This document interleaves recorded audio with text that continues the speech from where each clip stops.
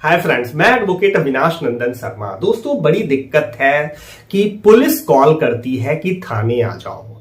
Police को बहुत ज्यादा पावर दिया गया है, प्रिलिमिनरी इंक्वायरी का पावर है। किसी की कंप्लेंट पुलिस के पास गई तो वो दूसरी पार्टी जिसके खिलाफ वो शिकायत पत्र आई है उनको थाने बुलाने का अधिकार है। इसे कहते हैं प्रारंभिक इंक्वायरी। अब प्रारंभिक जांच पड़ताल में पुलिस दूसरी पार्टी को बुला सकती है। पुलिस ने अगर एफआईआर दर्ज कर दी है तब भी वो दूसरी पार्टी को बुलाती है। दोस्तों, जब पुलिस बुलाए तो क्या करें? सबसे पहली ड्यूटी मैं आपको बता दूं, बहुत सारी वीडियो चल रही हैं यूट्यूब पे कि पुलिस बुलाए, वो कोई सम्मन भेजे तो आप जाओ, पुलिस के पास पहुंचो, या पुलिस कॉल करती है, आपको थाने बुलाती है तो आपको जाना चाहिए। बिल्कुल गलत है दोस्तों। मैं पर्सनल एक्सपीरियंस आज शेयर कर रहा हूं। दो ऐसे मामले थे। एक मामले में पुलिस बुला रही थी क्लाइंट को। मेरा क्लाइंट सोने का एजेंट था, वो उन व्यापारियों के साथ काम करता था। मालिक ने उसके ऊपर करीब करीब 10-12 लाख रुपए के गबन का आरोप लगा दिया। बोला गया कि वो ज्वेलरी उसने गायब कर दी।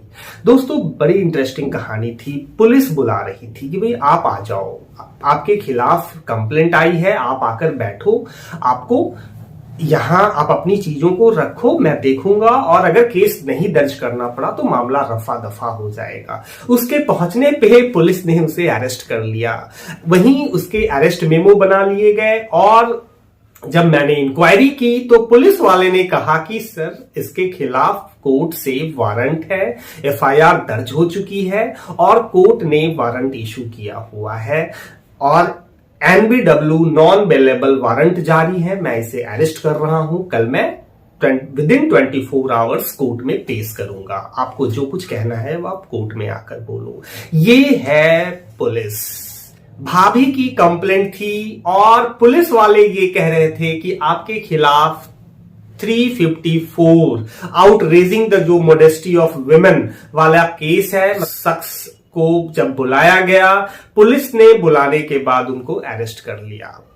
बोला गया कि आपके ऊपर आपकी भाभी ने 376 का केस लगाया हुआ है। वो बंदा वहीं से जेल भेज दिया गया। ये है पुलिस।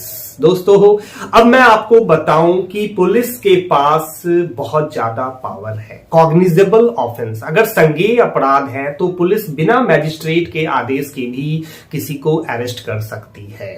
साथ ही साथ अगर वो एनबीडब्ल्यू इशू है या उस बंदे पर कोई गंभीर आरोप है तो वो बंदा पुलिस कस्टडी में जा सकता है।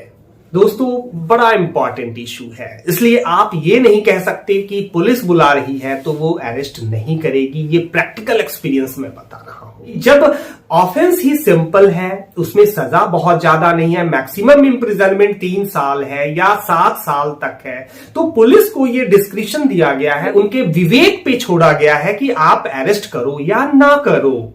अब दोस्तों, कुछ पुलिस वाले उस विवेक का मिसयूज करते हैं और अपनी मर्जी चलाते हैं कि भाई मैं तुम्हें अरेस्ट कर लूंगा, अगर तुम्हें जाना है तो भाई इतने पैसे दे दो। पुलिस पैसों की डिमांड कर रही है। ये शिकायत लगातार आती है, पता नहीं फिर भी सिस्टम खामोश है इस मामले में।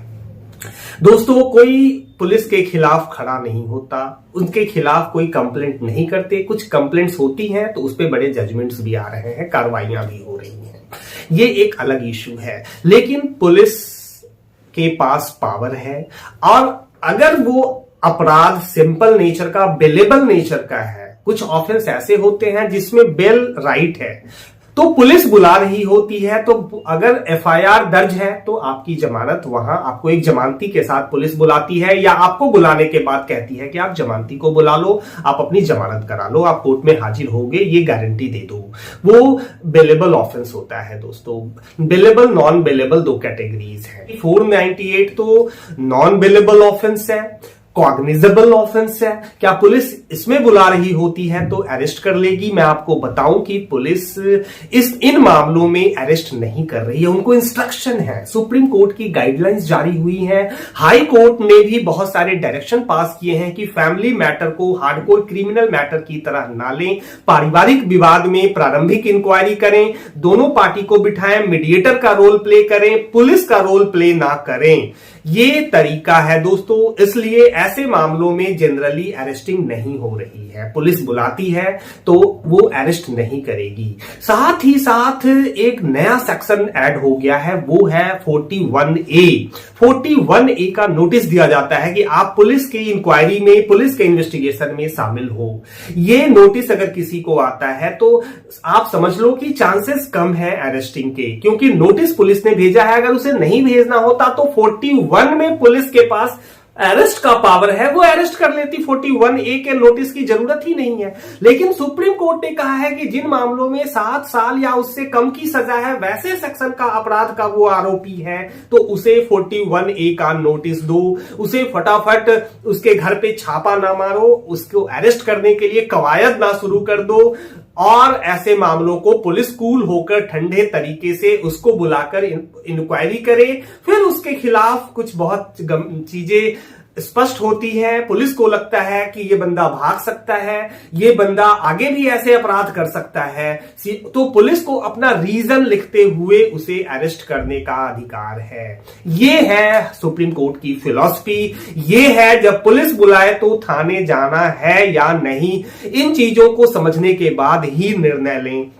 दोस्तों, अपने पोजीशन को समझें। अब आपको किन अपराध के लिए बुलाया जा रहा है, इसकी थोड़ी जानकारी पहले लेने की कोशिश करें। आपका अगर माइंड क्लियर है कि ये मामला है 420, कोई 420 का केस है, चीटिंग फॉर्जरी का केस है, तो आप इसमें भी प्रिलिमिनरी इंक्वायरी का प्रावधान है।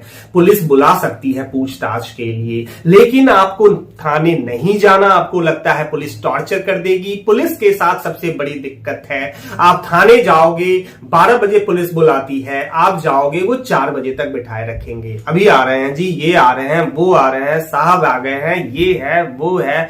पुलिस आपको मेंटली टॉर्चर कर देती है थाने में। आपको 4 घंटे बिठाने के बाद आप सोचोगे कि भाई इतना टाइम हो गया, आपकी एनर्जी ऐसे ही लो हो जाएगी, आपका जो स्पिरिट है वो लो हो जाएगा। दोस्तों, ये तरीका है पुलिस का।